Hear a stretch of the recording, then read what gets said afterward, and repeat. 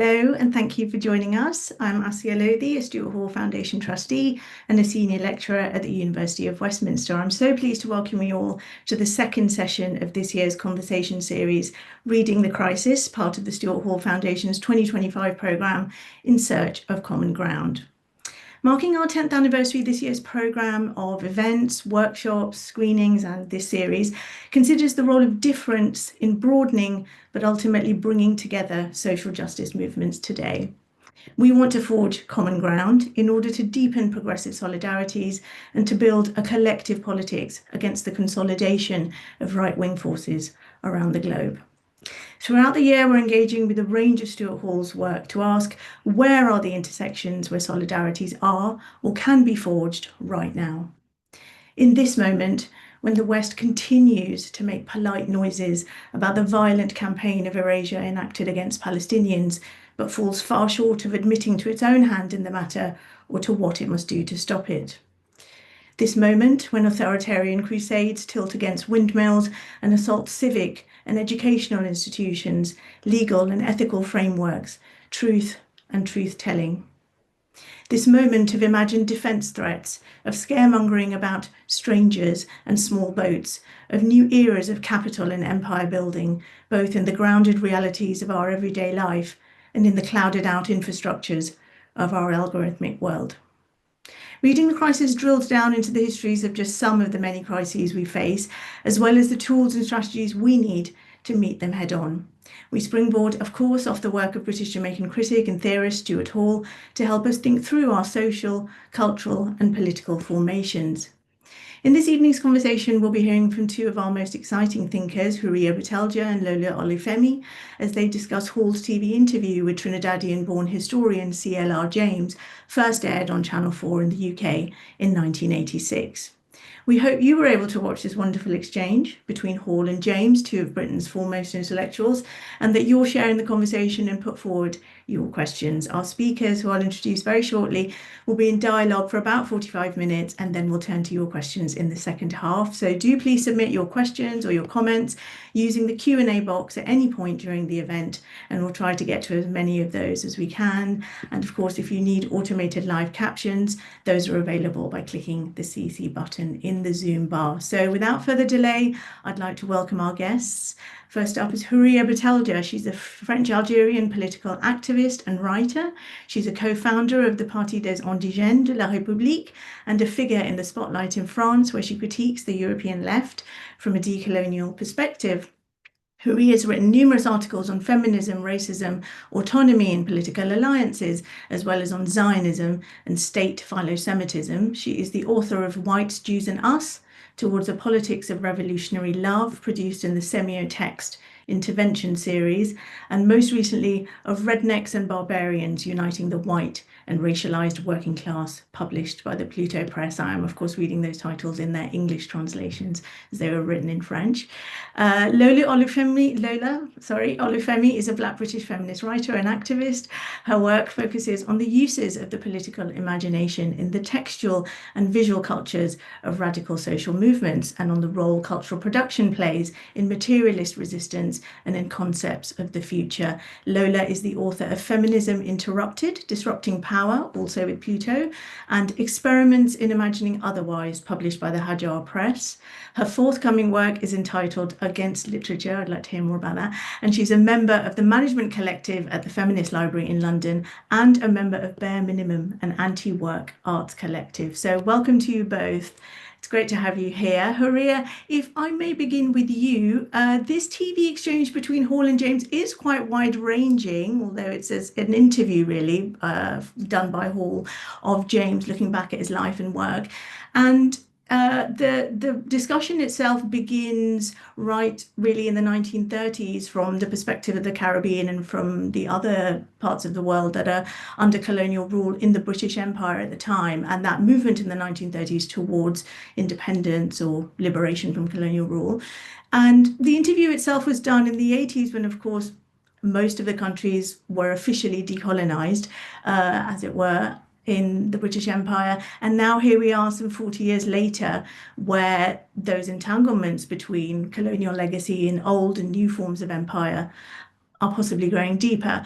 You're usually in Paris, you're joining us from Lyon today, but you're normally in Paris, in the metropole of that other big European empire, France, and from where you write about topics including the racial state. So I wanted to begin by asking you what you took from this interview about political formations, about our histories of political formations and our understanding of anti-colonial and anti-imperial organization.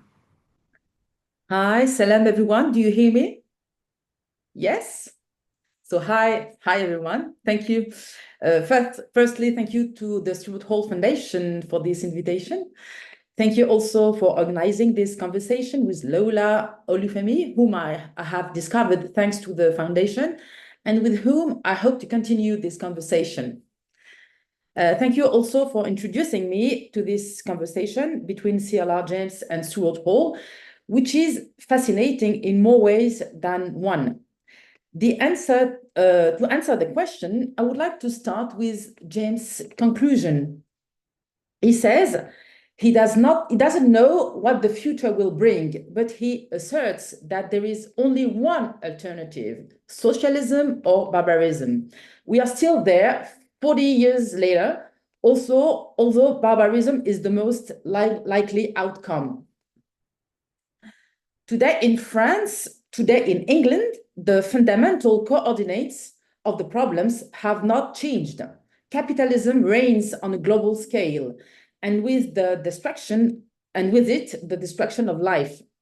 There is no organized alternative on a global scale. The socialism James talked about is struggling to gain ground. On the other hand, fascism is developing at an alarming rate. France and England, which are declining colonial powers, continue to fight for hegemony in geopolitical relations, which has the effect of dragging us into endless war. I would therefore say that the world as James knew it, has not changed in nature, but it has worsened, because in his day, communism was still a desirable alternative, which is no longer the case. Fanon said that each generation must discover its mission, fulfill it or betray it. Our mission is therefore to invent a new utopia. Don't think that I'm not aware of the difficulty, but I don't think the word utopia is too strong, because that's really what we need. This is my answer to your question. Excellent, thank you. Lots of rich insights there and things for us to unpack. I'm sure Lola will be unpacking them in a minute. But Lola, I just want to ask you a specific question about the interview, which is the basis of today's conversation. As a modern day Black British intellectual, I'm going to give you that title if you're happy to accept it, because that's how I read your work. How did the lineages of Hall and James come across to you from this interview? I mean, on just a very sort of minor note, I also was surprised to view it myself, because it had gone out in a prime time slot on a mainstream UK network in the mid-80s on Channel 4, and perhaps that's not the kind of thing that we would see at all in British media today. So in a way, it was a two-part question. One is, what's your own interpretation of the sort of the political formations you were introduced to in this interview? But also, do you think there's been a degradation in the state of either the British media in relation to public intellectualism, or the state of public intellectuals in Britain today? I also want to say a huge thank you to the Stuart Hall Foundation, to everyone on the team for facilitating this conversation between me and Houria. I think, to answer your question, I feel like what I most took away from the conversation was the need to bring back an intellectualism into our public discourses. I think that what an increasingly fascistic environment does is really, as you've said, degrade the level of public conversation, but it also reduces, it provides a kind of framework for people to express themselves and to reduce the kind of complexity of human life to things that are extremely simple. And we see this in present day conversations about race. We see it in present day conversations about gender as well. And the ways that public discourse have been hijacked by those nodes of the quote unquote like culture wars.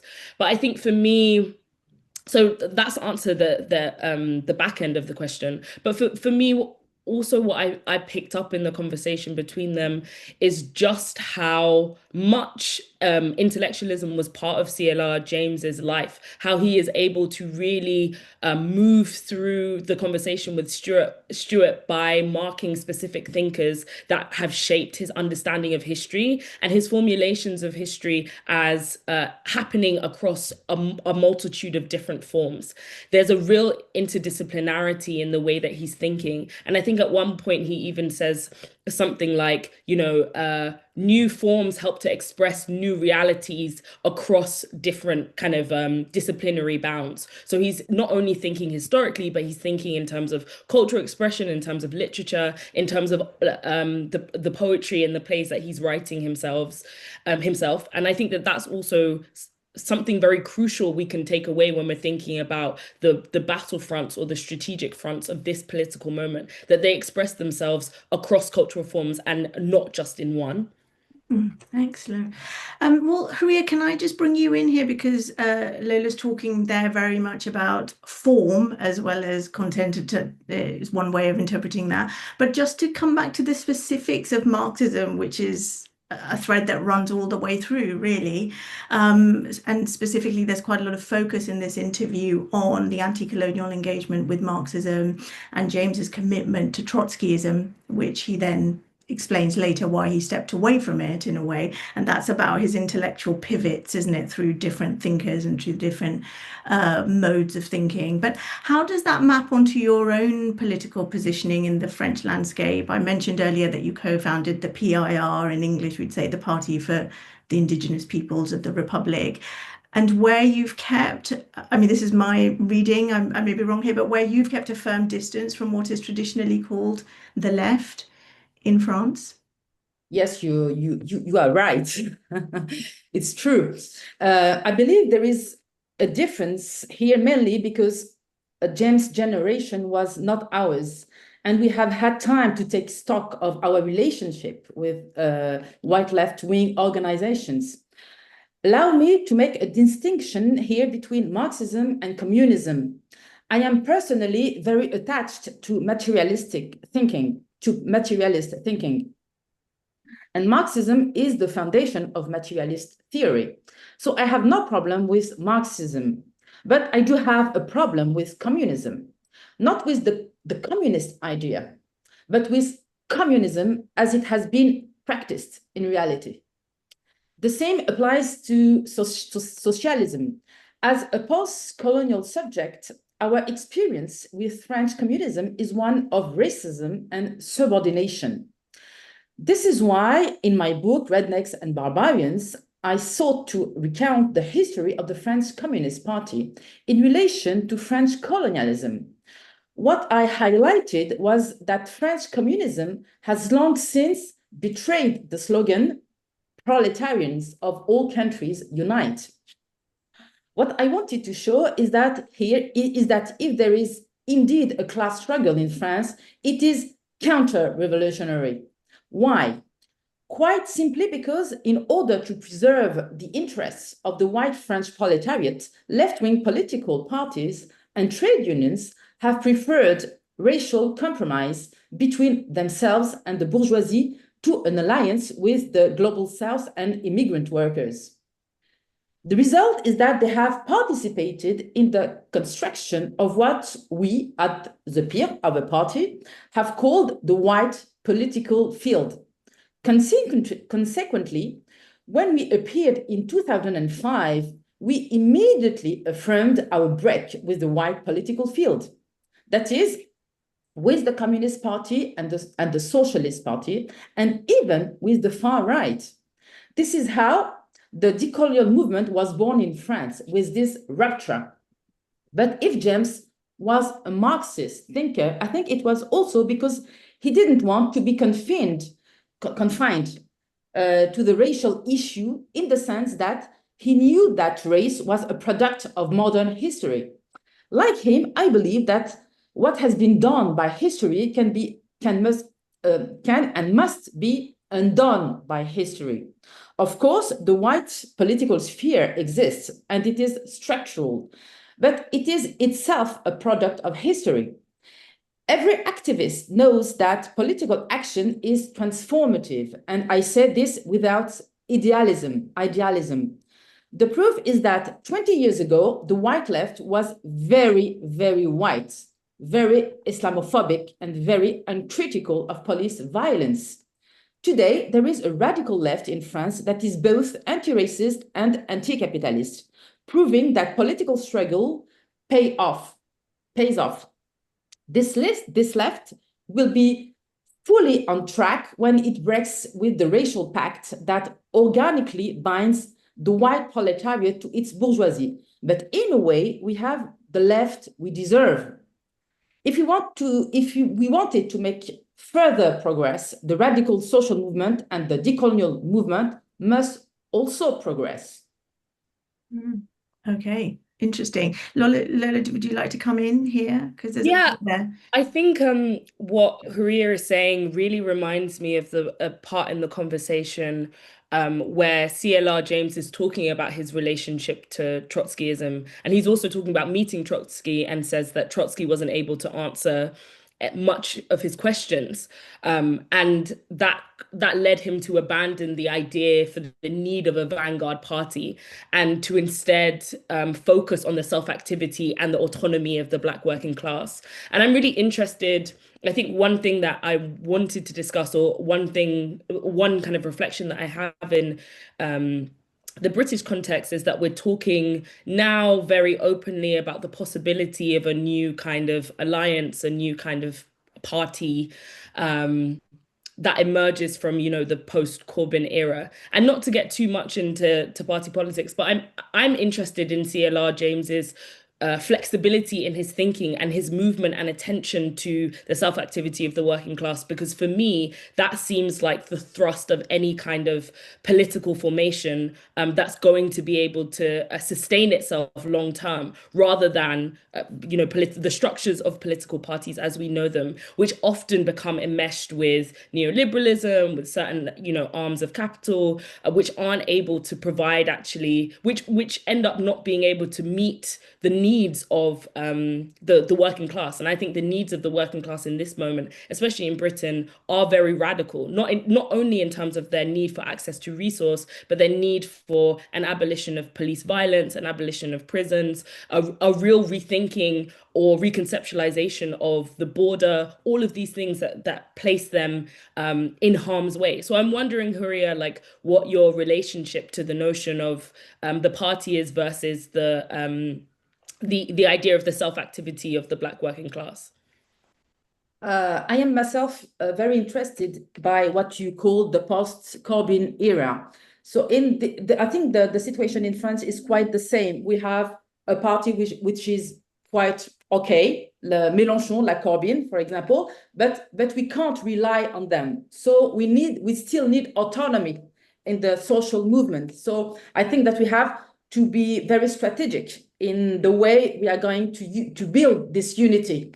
It's important that a left which is still very white is evolving in a good way. But I think that as post-colonial subject, as racialized subjects, with the experience we have with the white left, we have to be very careful, and we still need autonomy. This is what we need to understand very clearly.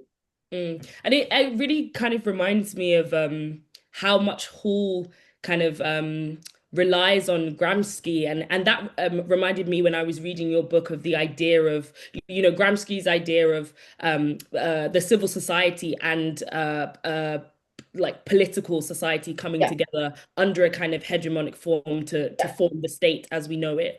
And the argument that you're making in this book is that contract is always a racialized contract. And I think of what Stuart Hall says about race as the modality through which class is lived. And I guess I'm wondering, in your understanding of how the building of a kind of popular front between in the words of the enemy, as you say, rednecks and barbarians. I'm wondering how, in your mind, that comes about, what that looks like on a kind of formal level. Does it look like small forms of like community-based organizations, grassroots political organizations? Does it take the form of a party? Is it more fragmented? I don't think it will be so easy. I don't believe in the white proletariat to now. I don't believe in his willing to be in convergence with us, with racialized people. I think they're still racist. But we are now in a moment when white proletariat is very fragile. Because of neoliberalism, there are two options for them: fascism or revolution. So if they want revolution, they will have to think this alliance with us. They will have to think about what whiteness means really. So I think there is a very huge philosophical question that is going to be raised to them. But right now, I can't say what they're going to choose. And if we are sincere and if we are lucid, we must think that they will choose fascism. This is the big risk, because fascism is a kind of guarantee, a white guarantee for their privilege. This is what fascism promised to them. I'm not sure that this promise, this is going. I don't think that the fascists are able to guarantee whiteness, because I think that we are living the end of whiteness, but in the same time they can dream about this solution. I don't know if it's clear. Yes, yeah. I think that you pose I think that the real force of your work is that you pose very strong imperatives for, like, you know, both sections of the working class. And I'm thinking about that distinction that you make about they're going to need to choose fascism or they're going to need to choose revolution. And I'm thinking about the character of fascism as it's emerging in Europe. And the way that I'm thinking about it specifically in Britain is that you have these like twin processes of neoliberal austerity, which has stripped resource from people and really, you know, privatized and securitized the ways that we respond to each other, and has concentrated wealth upwards. And has destroyed kind of social infrastructure. So you in the UK, you've been having that happen for about 15 years, almost 2 decades. And then you're seeing, you know, in the words of Ruth Wilson Gilmore, all of these, what she calls like anti-state practices, which is where all of these politicians and right-wing forces are gaining power through a critique of the state, but rather than actually like presenting new fascist forms. You know, when they do gain this power, actually a lot of the language around the gaining of power is about restoring privileges that are lost. So restoring privileges around whiteness. Exactly. So if the fascist party comes to power, they will restore the white nation, the white culture, etc., etc. They will try to. They will try. Exactly. They will try to. And I think that, like, I guess I was reflecting on this in terms of what you were saying, because I also think of fascism and that fundamental question of a revolution or fascism as an affective question. I think of it as like in the UK, we've had pogroms essentially where fascists and white supremacists have hunted down migrants in forms of direct provision and in hotels, who are being housed in hotels across the country.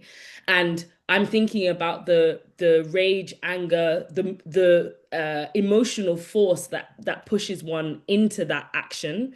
And it reminds me of what Walter Benjamin says about, you know, fascism being this like means of expression, the aestheticization of politics. It gives people a way to express themselves, or the white working class a way to express themselves, without actually having them abolish the property relations that are organizing their lives and are oppressing them. So I'm wondering what your sense of like the character of fascism is, why alongside whiteness, it presents this very seductive, effective kind of push for the white working class. Could I add one more question, Houria? Sorry, just before I forget, which is following on from the sort of characterization of fascism, just to go back to your references to the racial pact and to the kind of fork in the road that the white working class are currently facing, if you like. How can we, I mean, I just wanted to just ask you to address a little bit more of those fundamental sort of issues for those of us on the left, which is, if we accept the modes of racialization, that we are racialized and it is a racializing movement, whether whether everybody accepts it or not, are we able to move through that? Are we able to overcome, if you like, racial categorization? How, because this is what your book is addressing, right? To come into solidarity with the white working class from those that are racialized. So if you could possibly just address those after you've addressed Lola's question, that would be brilliant. Thank you. We have to, the only thing we have to do is to abolish race, okay? But race is a material thing. So what is the institution that guarantees the privileges is the state, so the racial state.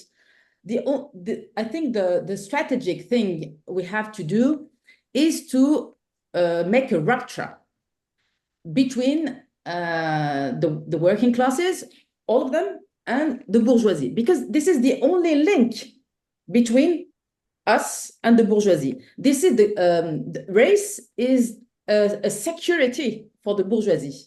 So now what we have to do is to make a political struggle, to make people understand, and white people, because I think non-white people are more aware of that, but to make white people understand that this system is going to hurt them, because they are going they are becoming victims of this system, because I think that the bourgeoisie is going to betray them. Now they think that they can rely on it, but we know that neoliberalism is, at the end of the day, a very destructive system to everyone. And we know this from the point of view of the climate. We know this from the point of view of the ecology. So this is something that we are going to pay, that all of us are going to pay, and no one is going to escape that. So this is a struggle that we have to do. And we, as a non-white people, we have this burden. We have this burden to try to convince them, whereas we know that they are our enemies in the same time. This is the burden. This is our burden. We have to be generous enough to understand that we have to convince them, as we know in the same time that they are possibly our enemies. Okay. Sorry. I think also, in a way, all of these questions about strategy in the conversation with Stuart Hall, CLR James, when he's talking about the importance of like the San Domingo Revolution, and how it was the kind of extreme point of the French Revolution in Europe. And how actually the job of the historian, or the job of the people, is to attempt to extract specific principles from historical events. I think he shows how temporality itself was kind of upended in this revolutionary time. And I think it's tempting to believe that somehow that revolutionary time, or that sense of historical event as rupture, is a thing of the past. But it's also something that we are constantly that we're witnessing as people in the present moment, through forms of resistance that are happening in Palestine, that are happening in Sudan. I think that Palestine the ongoing genocide in Palestine and the resistance to that genocide represents one of the kind of greatest moral and ethical ruptures of the present. And it's like it's that thing that Césaire says of the murderous energy of imperial war and destruction and annihilation is also being redirected back into the imperial core in this kind of boomerang sense. So we're seeing prescription of direct action, we're seeing surveillance, we're seeing an increase in police power. But I do think that like we are also experiencing a rupture that makes clearer that distinction between socialism and barbarism, and makes clearer the choices in terms of what strategies we have as people who are trying to build a meaningful and coalitionary politics, right? And it's what we owe to working class subjects across the world in this moment, I think. Yeah. Yes, I agree.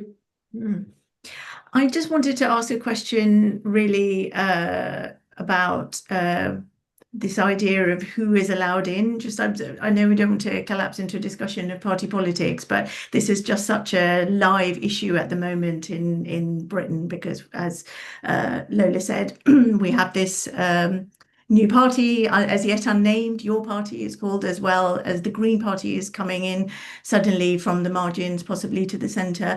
And this idea of, well, there's much criticism of, already that people are saying, oh my goodness, already, the left is infighting, or radical movements are infighting about infiltration, who is allowed in and who should not be allowed in. So if to flip it to this idea of the burden is on us to work with those who are, as you say, Houria, possibly seen as enemies, or who may well be hostile to us, saying, okay, but think of it another way. Are there any strategies of how to get around this for those working in the radical movements themselves, And is it often, for example, up to decolonial feminists who are often at the coalface, if you like, doing a lot of this work? Is that something? And just to bring in Lola's idea of affect and the affective dimensions of it, there's a lot of draining and a lot of sort of weight of that on those who are carrying that work out, right? Those who bear that burden, as you say. So a bit of a broad set of questions there, which I'll just give to both of you. Yeah, I think it's interesting because in a lot of ways, a lot of mainstream discourses that you will see about the emergence of this new party, about infighting, about this idea that the left is somehow not unified, have been echoed at different points across history. And I actually think if we're talking on the level of affect, I find it interesting because I think it increases people's attachment to the kind of sorrowful loss of the left before it's even began begun, right? Like there are all of these questions about failure and defeat. But I actually, if we're going to go to decolonial feminism, I'm always thinking with Françoise Verger's, like what she says about like, I reject this idea that our political projects are about a one-time defeat over the reactionary, right? Like we have to get used, I think, in terms of and certain, the left is a broad church, but in the movements I'm a part of, at least, understanding the commitment to a political vision as lifelong, as something that isn't premised on winning an election, or isn't premised on only premised on building a vanguard party, is something that's very important in keeping people's political determination high, and also their sense of attachment to what politics means. If politics only means the party and the party loses, then it's very easy to give up on the political project as a whole if it is only represented through that cultural form. But actually having a broad sense of having a conceptualization of politics and political life that is one centered on a critique or a rejection of the way that capitalism encroaches on human need, having one that understands the necessity to cross the border and to understand one as part of a globalized proletariat, strengthens one's bonds to a set of principles that they can enact in lots of different spaces. I'm very much about, I think what the feminist tradition has taught me, especially Marxist feminism, is the necessity for a plurality of strategies at any given moment. And so this question of, kind of who's allowed in, or how do we anticipate all of this kind of infighting is also a question about the necessity of widening our social vision, because there will become a point at which the party is presents its limits. And I think that Hall was very good about recognizing this in terms of his critique of Thatcherism, but also his critique of Labour. Like it's in there in his work also, and I find that very instructive. Thank you. Houria, would you like to add some comments? I'm not sure to have understood the question. The question is, who is allowed in the struggle? This is it? Yes, it's a particular question that's very live at the moment I think we can't allow ourselves to be sectarian today. It's not the moment for sectarism. Since I wrote my book, Rednecks and Barbarians, I noticed that we have a lot of white men and women interested in what we say. They're more interested in the decolonial struggle than in the normal left struggle, Marxist struggle. And a lot of people said to us, it's not a good thing to have so many whites interested in you. And I believe it's the contrary. We will never have enough whites with us. So I think that our struggle has to be open to everyone, really. But in the same time, we have to be very careful about the line. We have to be very careful about the strategy, about the line. It means on what ideas is our struggle based on. If it's clear that you are targeting the racial states, everyone is welcome. If the target is okay, the racial state, do you want to struggle the racial state? So welcome. Everyone has to be welcome in this struggle, but we have to be very, very clear about the definition of the project in itself. Yeah, I really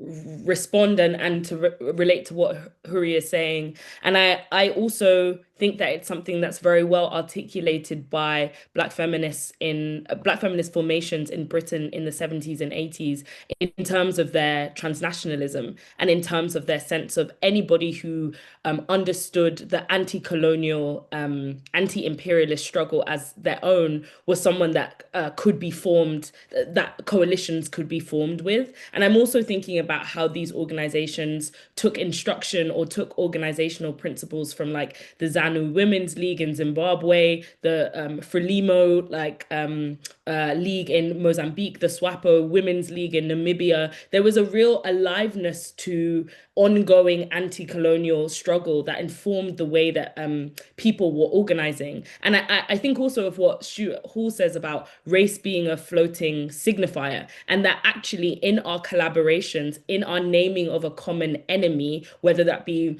capitalism, whether it be imperialism, whether it be those two systems that operate from the same kind of place, what we do is produce new ways of understanding human life on Earth that are free from the limitations of gender, of race. We create bonds of solidarity that break, in some sense, the most limiting aspects of identity, whilst enabling difference to still be a way that we express ourselves, or express specific cultures or understand ways of being. And I think that for me really answers the question of who is involved. Like the Communist Project or any good Marxist project is a project about human life for everyone, everything for everyone. And that means actually thinking very, very hard about what we demand, how we demand it, and who is left behind by what the party demands versus what the grassroots political organization is able to demand, for example. And that for me is the primary contradiction that we're always thinking about. We want the vanguard party to win, obviously, but we know that depends on a specific kind of racial, gendered contracts. It sometimes depends on a real a refusal to understand the importance of migrant life for example, there are all of these ways that certain racialized, gendered, poor, working class people become the underbelly of the party. And that's what we have to try and overcome in our coalitions. Well, if it's okay, I'll just read a couple of questions out because some of the questions from the attendees are speaking directly to the things that you are both raising just now. Pauline Mayer says, my question is in two parts. I mean, you may have partly answered this already, but first, what is the Black working class and what denotes who the Black working class represents? And second, is it even possible to create a new party or grassroots organisation that looks at the needs and concerns of the Black working class with full autonomy and is led by the Black working class? Sort of a different comment coming from Mira Ghani in Belgium, who says, isn't that centering the white constituency, I guess, or white populace or the white working class?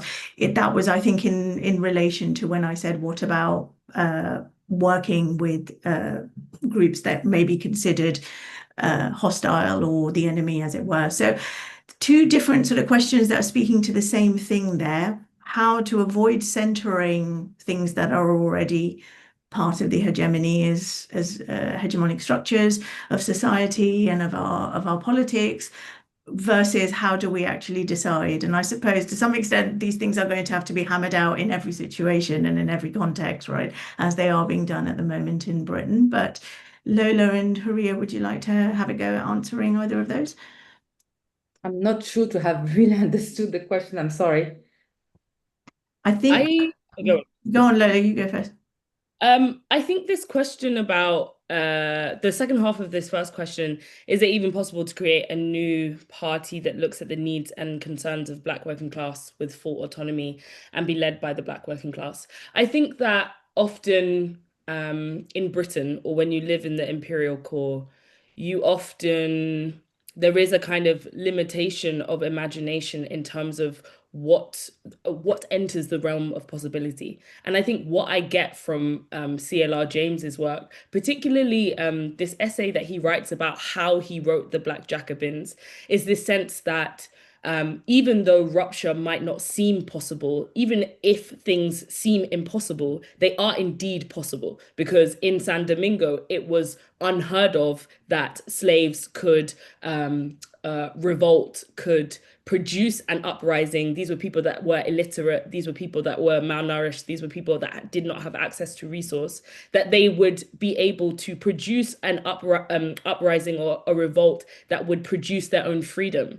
And we have seen in the present moment, people fight for their freedom in ways that help us redefine the terms of possibility and help us really redefine what our concepts of time, our concepts of the human, our concept of the border and of the state. So this idea, I think one thing that neoliberalism has done very well is produce an effective environment in which misery reigns, in which there is no sense in this country, because of how much our access to material resources has been stripped away, that there is a sense that, what's the point, or, what would it look like? But I think the point of being attached to any kind of radical project is that you're not a solutionist. You're not somebody who is going to be able to tell somebody from the very beginning what a political project looks like, but you are committed to a fundamental political principle. And my fundamental political principle is that I believe that every person on the earth should have access to resource and that their human needs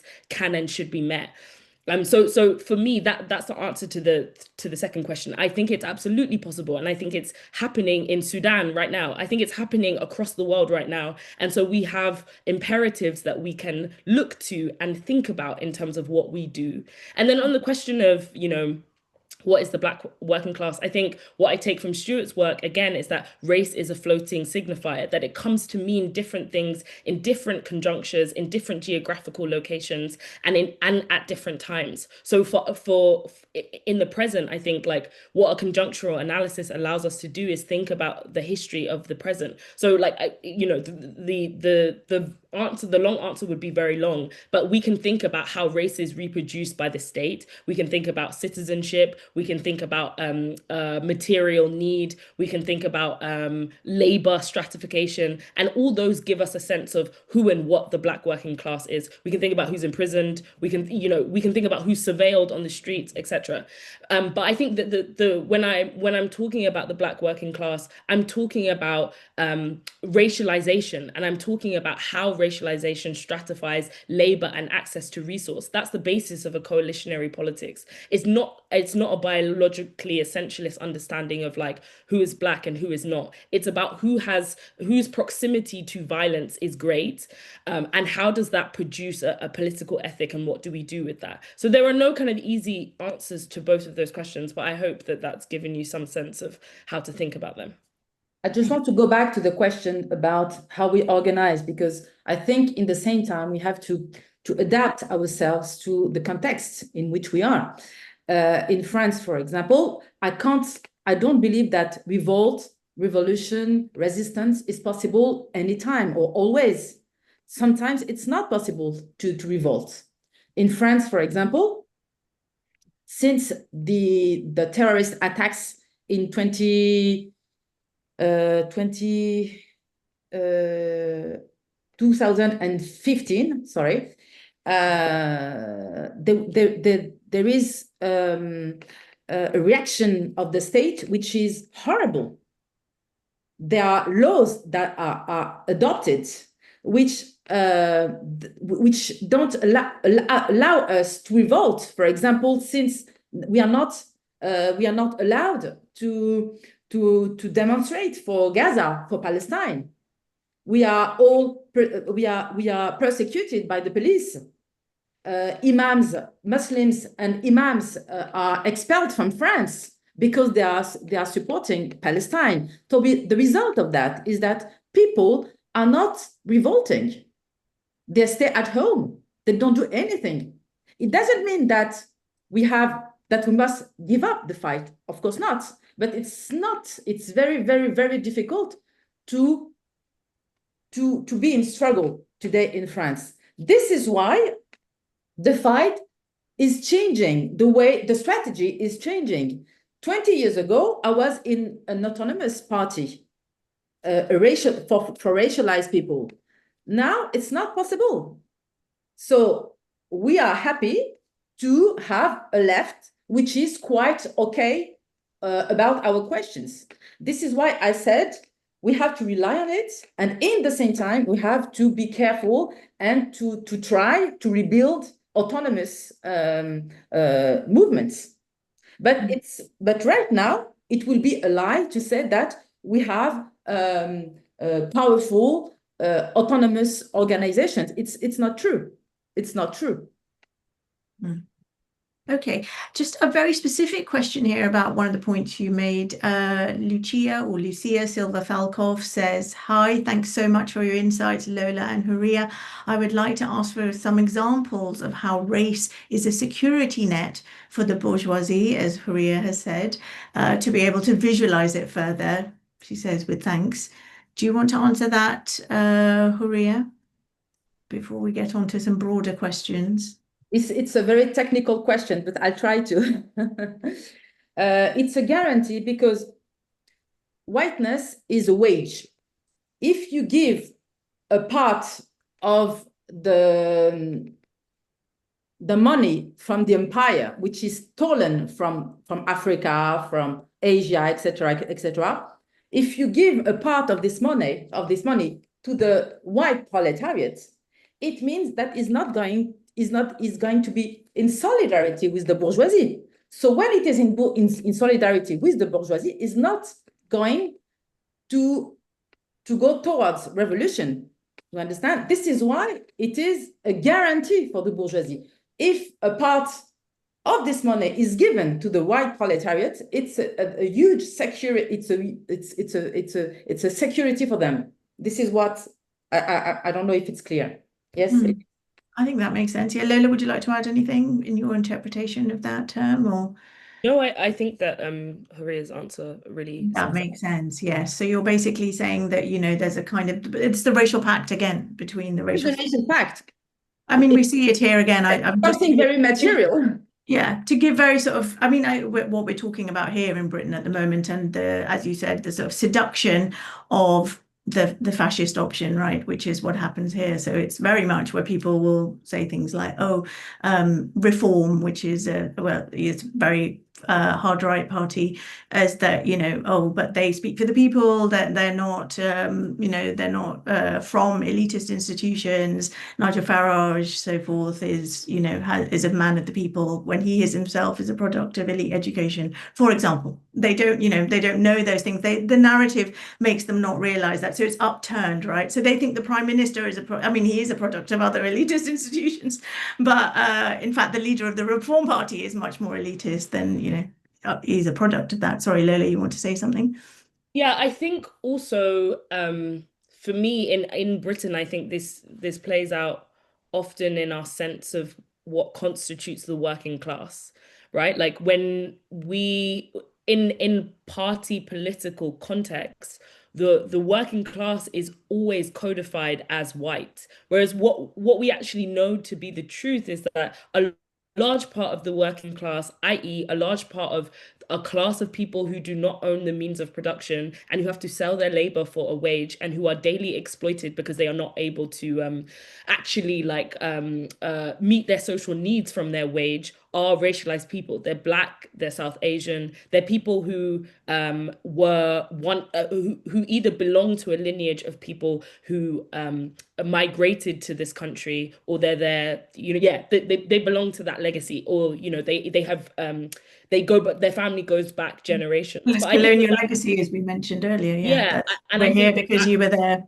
Yeah. exactly. And I think that a lot of the movements of, if we think about something like the Race Today collective, for example, a lot of the arguments around, or even something like the Black Liberator, which was a Black Marxist pamphlet and newsletter for the working classes, with whom that, Cecil Gutsmore, one of the editors, was also friends with Stuart Hall, right? Like those arguments that were being made in those 70s and papers, the or those 80s. Yeah. pamphlets, yeah, where that this sense of who is exploited and by whom are they exploited is always a racialized question, because there are certain sections of the working class that don't fit into the total narrative, or on whose labor certain specific forms of the British state exist. So, for example, if we're thinking about the people who we think about the NHS as like this kind of benevolent institution that was handed down by a post-war socialist government. But a lot of the labor that went into the maintenance of the NHS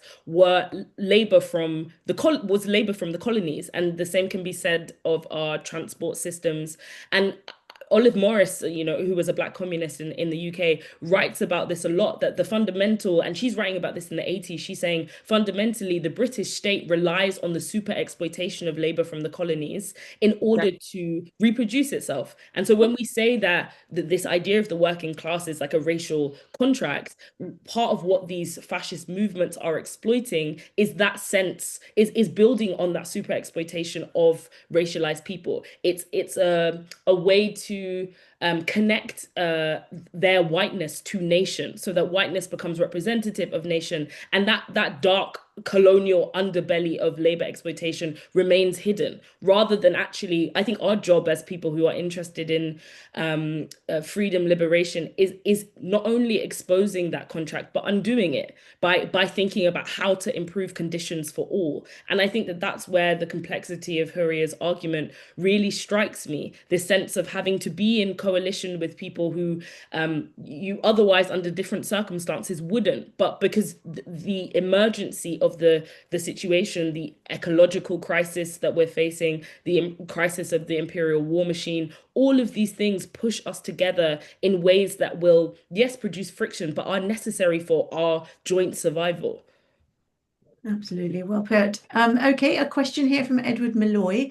I wonder what your thoughts are on the role that the demand for the dismantlement of the territorial integrity of the state, especially with regard to the UK and France both continuing to incorporate colonial remnants, such as the north of Ireland and Martinique, amongst others.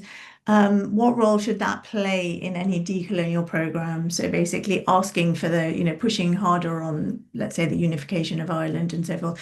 It seems to me that support for the breaking away of colonized territories needs to be at the center of an anti-imperial politics. So I suppose this question is, in some ways, it's in the European imperial context, it's a little bit like that. An echo of Tao Kenyang's very famous essay, right, which decolonization is not a metaphor. It's not a metaphor because colonization is an ongoing process. That's written largely from an indigenous studies perspective. So I think that's what Edward Malloy is asking here. Would either of you like to have a go at answering that question? Or Houria, do you want to say something about Martinique? I can talk about the West Indies. Sure. Yes. From an idealistic point of view, I would say France have to give the independence to Martinique, Guadeloupe, etc., which is what we want as decolonials. But in the same time, we all know what Haiti paid for that. The price was so high that now in the West Indies there is a debate. And Aimé Césaire himself was not in a hurry to have this independence. So there is a huge debate that cannot be solved in France, but within the West Indies. I'm living in France. I can't substitute myself to the debate there. They have to decide by themselves, because I think that it's still colonial to be here in Paris and say independence is the solution, because it's not so easy. From an idealist, it would be very easy to say that, and I want the West Indies to be really independent, but I'm not going to pay the price for that. So this is why this debate has to be done in the West Indies. And here in France, I would say our mission, our role is just to support people there and to fight our imperialism here in Paris. We have to fight the way Paris and the white power is maintaining the West Indies in a status of colonized people. This is what we have to do here. Just a little before you answer, just to say that sort of tags to what Feroz El-Tom is saying, that some, such as Walter Rodney, Kehinde Andrews, Dawn, etc., suggest that there's a higher chance for change originating from the historically marginalized in the global south rather than from the global north, which is where we're all situated at the moment. Grateful to hear your thoughts on this. Yeah. So Lola, do you want to speak to that tension? I mean, you have just addressed it in your previous comment about the need to internationalize and the need to think transnationally when one is here in the global north, from below, from against boundaries and so forth. But if you maybe would like to just address that, or to speak to Houria's comment about the West Indies. Yeah, I'll say something very brief, which is that I think that what we've been witnessing with Palestine, for example, is exactly the ways that anti-colonial struggle reverberates in the colonial, like in the imperial core, and the ways that it is narrativized. So this question of, yeah, I agree with the premise of the question. Yes, like independence and the breaking away of colonized territories is an imperative for, a liberated world, but that what Stuart's conjunctural analysis enables me to see, I guess, or if I'm trying to use the methods of understanding the present moment that we're in, I can see how much, and we can see collectively how much that is vilified and villainized, and how the fascistic terms of the present reduce the complexity of that struggle to specific questions, And I think our task as people who are interested in the creation and the breaking of geographies, the new formations, is to create permissive environments in terms of our discourse, in terms of our media, in terms of the complexity of our understanding, that doesn't betray those resistance movements by falling into the traps that are provided to us by mainstream reporting organizations or news reporting organizations. I think that I'm really what I'm trying to get at from Houria is that the question of what one wages, and CLR James again makes this so clear in the Black Jacobins, that so much of the destruction that was wrought in that in the San Domingo Revolution was just destruction, but the wages for that destruction, for that uprising, were life or death. And those questions, we're seeing also how the imperial war machine tightens its grip on the realms of possibility, not only in terms of language, what is possible to say, what is possible to advocate for, but also materially in terms of actual working class people's access to organizations that would enable them to resist or to fight for independence. So I think I'm reflecting a lot on the continued way that the state obscures its own relationship in a form of genocidal politics, but how it uses language and the terms of the present to actually redefine reality, so that we begin to question if what we're seeing is actually real, when we know it to be real, and when we know, the source of historically how Palestinians, working class Palestinians, have been engaged in general strikes, in uprisings, in forms of resistance against settler colonial occupation. Houria, would you like to say anything about Global South? I mean, you did talk there about the people in the West Indies and the Caribbean having to engage in the formation of the struggle and setting the parameters of the struggle themselves. But how do you ever sort of, if I could put it another way, do you ever feel sort of trapped, as it were, by that position in the imperial metropole that I think certain thinkers have, or that possibly Hall and James have also addressed, right, at various points? And although James left to go to America, he didn't go back to the Caribbean. Many of the intellectuals who were here in the 20th century from the Caribbean, or some of them anyway, especially who were here at the same time as Hall, like George Lamming from Barbados, Sylvia Wynter, who was also from Jamaica, they left, they either went back to the Caribbean or sometimes they went to North America. So I just wanted to ask you about your position in France, or our position in the global North. How do you currently work with ideas from the global South, or do you feel that that's a useful term? Sorry, the end of the global South, is that a useful term? Is that something you work with, or you feel that is? Yes, I use the term global South, even if the situation now is not like after the independences, because now the global South is very different, is very there are a lot of contrasts in the global South. For example, China belongs to the global South, but China is now a big challenge to the North, and it's a very powerful country.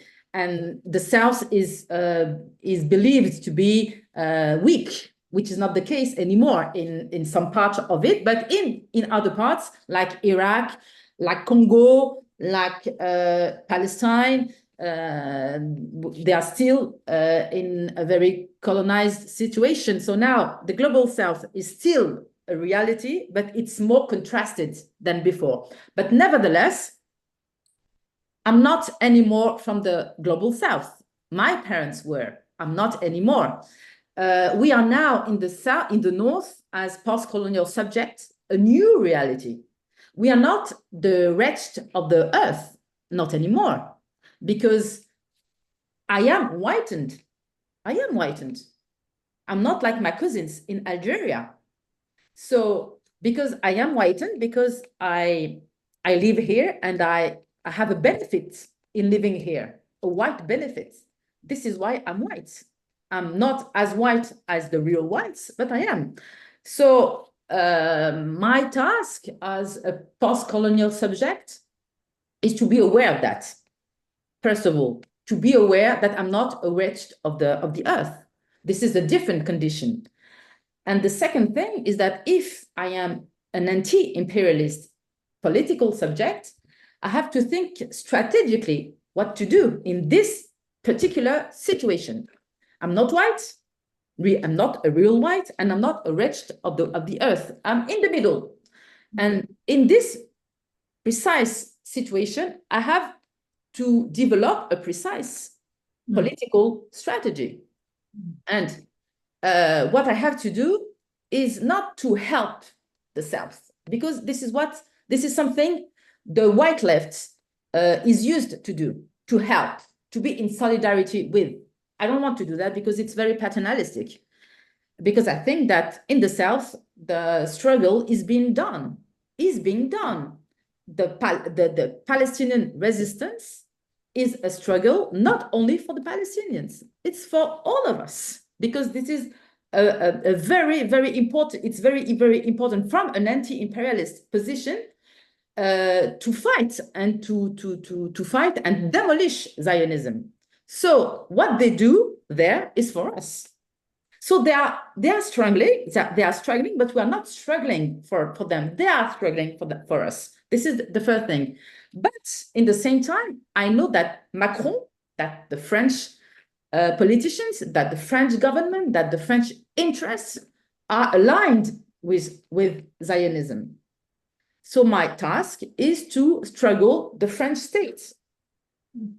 This is what I have to do. I'm not what Putin is doing is none of my business. What China is doing is none of my business, because there is a Chinese people, there is a Russian people who has to do that against Putin or against anyone. I am in France. I have to fight French imperialism. This is the best way of being anti-imperialist and to be in one way in solidarity. In a very practical solidarity, is to destroy or to weaken my own imperialism. This is the best way of being anti-imperialist. Attending to the global by attending to the local first. Okay. Yes. Thank you. Our attendee Malik has two short questions. Number one, can you go into more detail, either of you, about CLR James's Trotskyism? I think that could be a whole hour and a half, so it might have to be a very short answer there. And what is the role of the Marxist humanists in the struggle? Well, those are also, they're quite big questions. Perhaps they could be collapsed. Lola, would you like to have a go at talking about James's Trotskyism? And I mean, I think it's quite well laid out in that interview, because he does go through the sort of differences he has, in particular with George Padmore, who is very much a sort of a devotee of the communist doctrine, if you like, as against James's Trotskyism. And then he talks about sort of outgrowing Trotskyism. Maybe you'd like to. Yeah, I also just wanted to say something in response to what Houria was saying, which is also that, like, when I think about the transnational kind of ethics practice by, Black feminist and Black power organizations in the UK in the 70s and 80s, I think about how they conceptualized their bond, like how they thought about transnationalism, not as a way, not in a paternalistic, like top-down way, but as a way to understand like the uneven flows of capital that like shape their lives in any geographical context. So it was always about understanding that there is a fundamental connection, that we're bound through, exploitative change, through chains, through forms of labor to each other across the world, but that the capital that labor produces is unevenly distributed in terms of how the world is organized, in terms of who has access to resource and who doesn't. So I feel like on the question of internationalism, that's also something, that comes to mind in terms of why when we're thinking about strategic targets, we are targeting arms manufacturers in the UK, or we're targeting the British state in some sense, or the French state, because we understand, like, beginning at that local level and following the money always shows us how we're connected to other people around the world. And that was something that they were practicing in terms of their understandings of like race and policing in specific locales in the UK, and how that was widely connected to the anti-colonial project, or when they were struggling to expand the terms of citizenship, and how they knew that that was also connected to flows of migration, the way that the state wanted to open and close the border to certain forms of to certain people in terms of so that they could be exploited for their labor, for example. So I just wanted to say that. On the question of James's Trotskyism, I think what I got from the video and some of the research that I did was that when and I think it's really interesting because in the video, in the interview with Stuart, it really seems like CLR James is not interested in going in about Trotsky, and is kind of rejecting how enamored everybody is by him. And I think that the kind of disagreements were, I think, primarily about the colonial subject and the role of the colonial subject in the kind of vanguard party. James says he moved from Trotsky to Lenin, and Lenin helped him. He says that the only reason that Lenin was so attached to the idea of the party was because he had suffered a kind of social democratic betrayal in the early 20th century, and that had pushed him towards the need for a party. But actually Lenin was much more flexible in his thinking in terms of like the autonomy of the working class. And so I feel like maybe that there was also a tension there in some sense, that he found Trotskyism to be too prescriptive in the way that it understood the linear movement of the revolution, and that Leninism provided a much more flexible way to think about how revolution unfolded. And I think it kind of comes back to CLR James's the kind of breadth of his political vision, and how his intellect was, like I said earlier, about building upon contributions. And I think that's something that I'm definitely taking away from that from his work, which is that like your task as an intellectual or as someone who is constantly thinking is to remain open to changing your mind, which seems like a very small thing, but it is also interesting. Absolutely. That was something that came across quite clearly in this interview. Houria, I don't know if you want to have a go at answering this. The role of Marxist humanism, which I suppose is the umbrella under which possibly Hall and James might put themselves. I'm not sure. I mean, some people might say there's a tension between ideas of humanism, which can be a form of liberalism. Sometimes in Britain anyway, it's tied to liberal ideas. Do you want to say anything about the role of Marxist humanism in France? Perhaps is that a different tradition there from the one that... Not really. I don't know much about this question about Marxist humanism. I don't know anything about that. I've never heard about that. I don't know. We'll have to come back to that. Perhaps, Artendi, you could put in some more context there just to help us sort of understand. Okay, I'm going to jump ahead to... Do you want to come in, Lola? Did you want to say something? No. I'm going to jump to Joanne Hipplewith. Yeah. You don't have a question on feminism? No? I had in here a question from the attendees. No, because I thought we were going to talk about feminism, but maybe We can talk about decolonial feminism if you like. If you'd like to come in now, because Lola was talking just now, and she's given some great examples about the sort of the work that was done by Black British feminists in the 70s and the 80s. She's talked about Olive Morris and also given very, very good detail, I think, there on the sort of the formation and the sort of the philosophizing that is embedded in this idea of transnational work. And do you want to come in and talk about decolonial feminism? Because of course, again, as this is a repeat sort of theme that comes up when talking about Hall. In this case, he's talking, to James. So again, it's two great men who are intellectuals.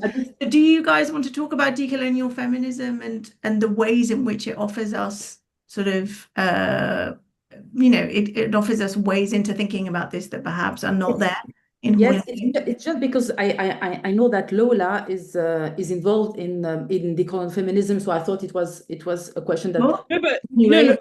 But I would be interested in hearing from you, Houria, about where you feel like feminist movements are in France, because I've read sorry.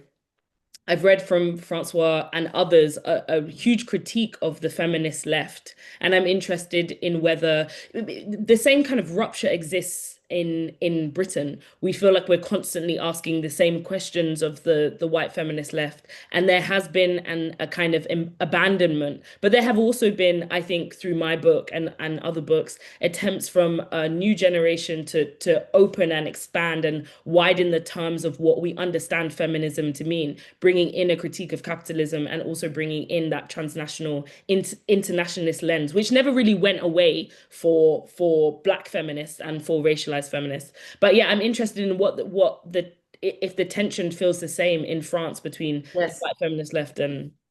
I think that in order to think about feminism in a decolonial way, I believe we must return to the racial pact, the pact that created a common interest between the capitalist bourgeoisie and the white civil society, as we said. To put it bluntly, this pact is the unequal but nonetheless shared distribution of imperialist wealth among the white people. Workers were associated with this pact, as were white women and white homosexuals. Therefore, all forms of emancipation that comes from these circles are, in my view, suspect. So the struggles of workers, feminists, and LGBT people all share the ambition of becoming equal to white men. This ambition must be seen for me, as the expression of a desire for greater integration into whiteness. So the result, as we can see, is worker racism, femo-nationalism, and homo-nationalism. This is, I think that if you read Françoise Vergès, this is the thing that she's saying. And one of the contributions of decolonial feminism is to demonstrate this on the one hand, and on the other hand, to refuse integration into the racial state. This is what we do. So the second contribution is to show that, contrary to feminist assumption, it is not only women who are oppressed. In the non-white world, both genders are oppressed. Non-white women are obviously oppressed, victims of both the dominant white patriarchy and the non-white patriarchy. But non-white men are also victims of the white patriarchy. When studying gender, it is important to understand that non-white men are not oppressed solely because they are non-white. They are oppressed as men, and it is very important to emphasize this. For if non-white women and men were oppressed because they were non-white, then non-white women like myself would also be victims of police violence or the prison system. But the material reality is quite different. Non-white men are more brutally victimized by the racial state than their sisters. So this forces us to integrate the notion of subaltern masculinities into our political coordinates. This is what we do as decolonial activists in France, and all this new grammar of how we see or how we study gender is something that is very, very deeply debated in France. This is always a subject of huge polemics, but in the same times, it is a way to clarify the effects of race on gender, and that it's very, very important to integrate that in our way of thinking, because it's not only because we need to clarify. It's important to clarify because of our strategic aims, because what we want to do, because if we want to build unity, it's important to build unity also inside our communities. And if we don't understand that, we reproduce white feminism, which is not a good thing. If everyone has to be involved in a struggle of emancipation. This is what I wanted to say about that.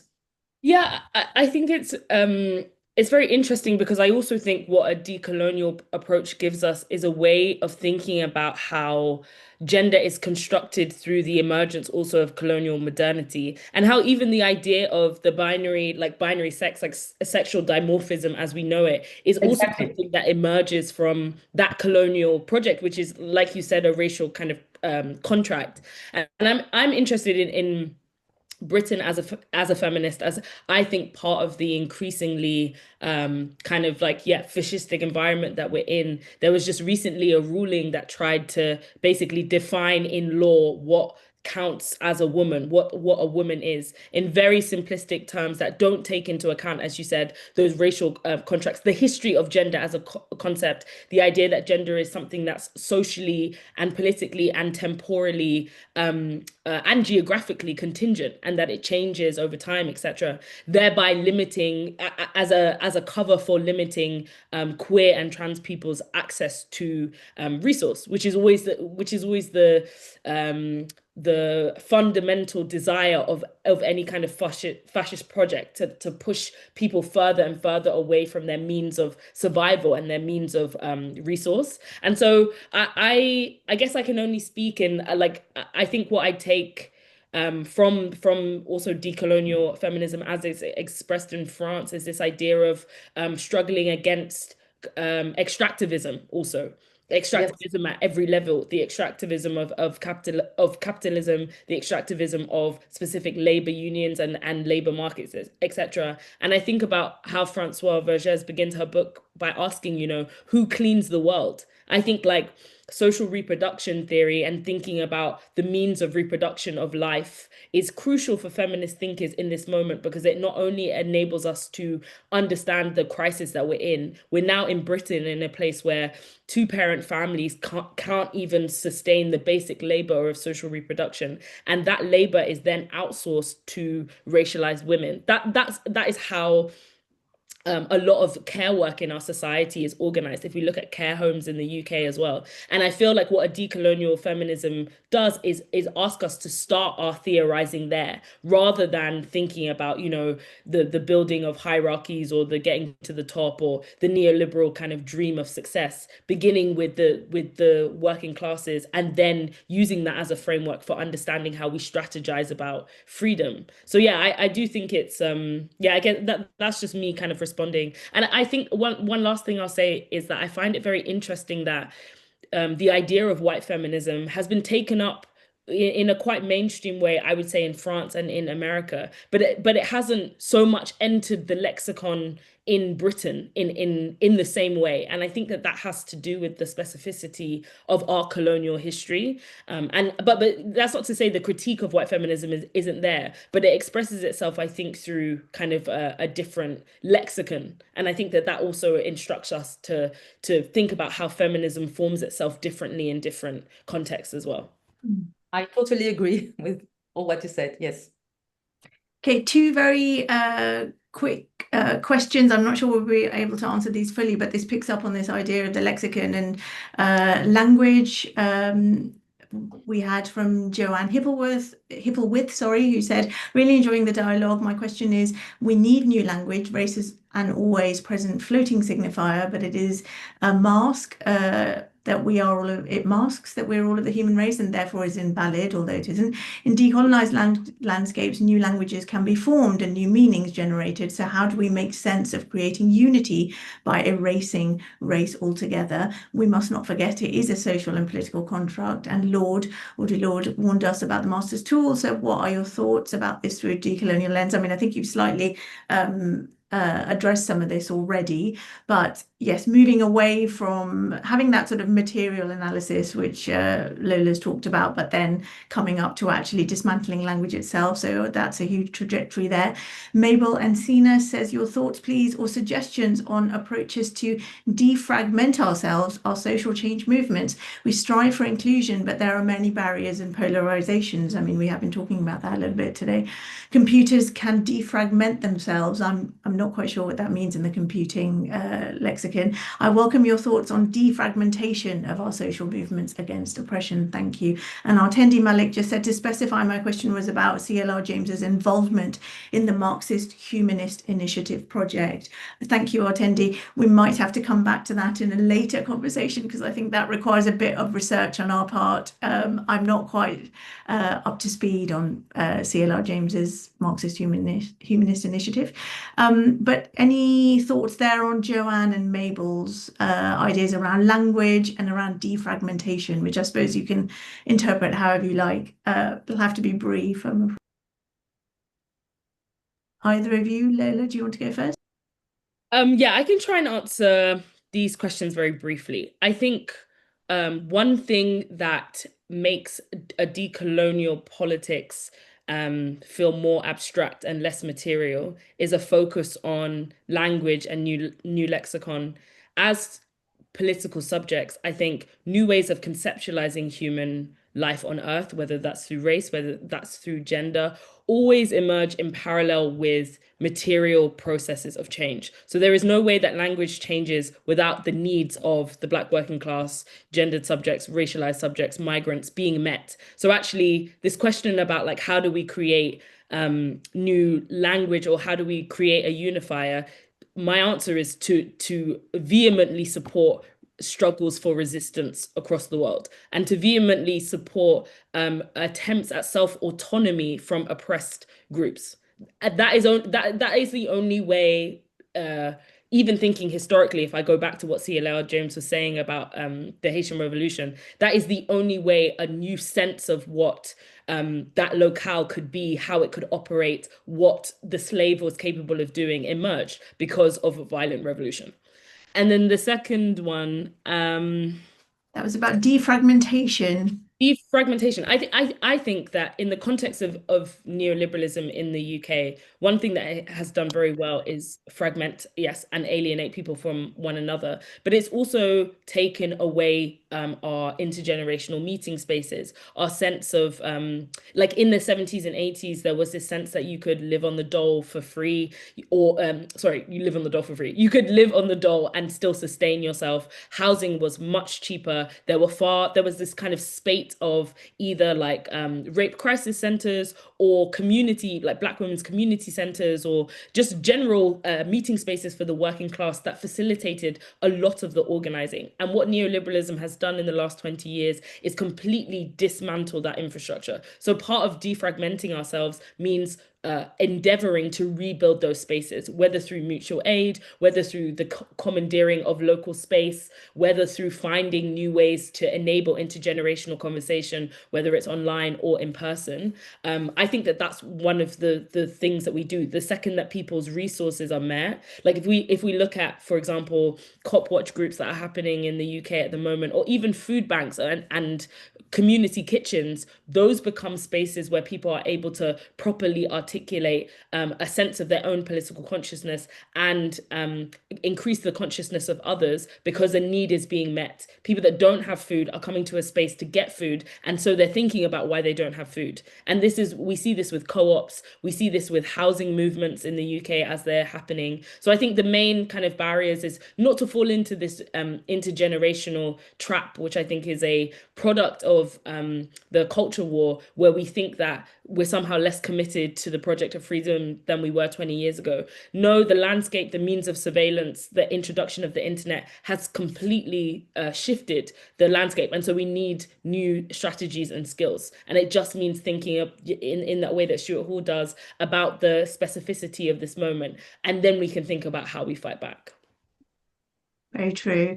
I've just responded. There was somebody who was asking which book of Françoise Vergès's was Lola referencing. I did say Decolonial Feminism, but if there's any other Françoise Vergès works, either of you want to write in the chat box, in the Q&A box.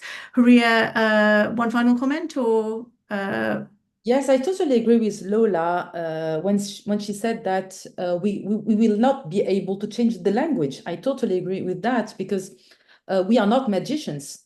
Our affects as well as our language are totally linked to our material life.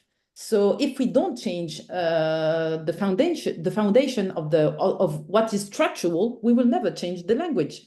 So it comes together, but I can notice that our language is changing in our political territory.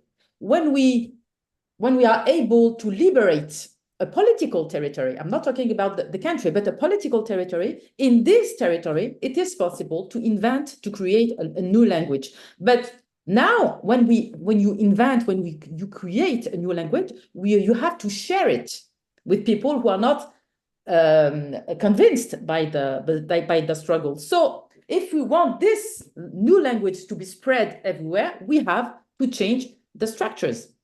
This is and the change of the structures needs a kind of revolution. This is the only thing. And to conclude, not Stuart Hall, CLR James was talking about socialism or barbarism. I would say today, decolonial socialism or barbarism. Because now we are in the game.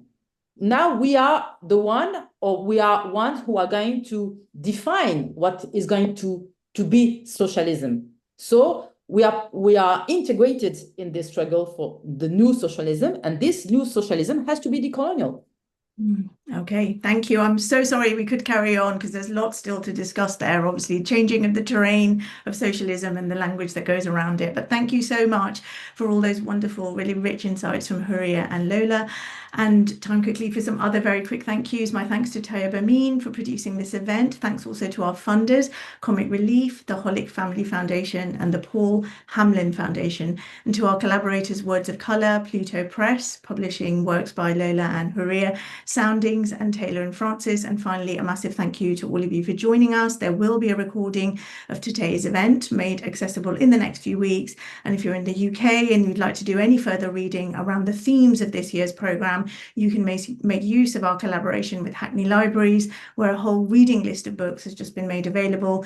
Just ask at your local library. And do also keep an eye on the Explore section of our website, which has an ever-growing free-to-access set of digital learning resources. That's, of course, at stuarthallfoundation.org. Finally, please join us for the final Reading the Crisis conversation of this year, where we consider how love, in its practical and theoretical dimensions, it could springboards off this conversation, may help us forge solidarities. Gary Young and Kianga Yamata-Taylor will be talking about Stuart Hall and Bell Hooks' dialogue on the subject, which is published in Uncut Funk.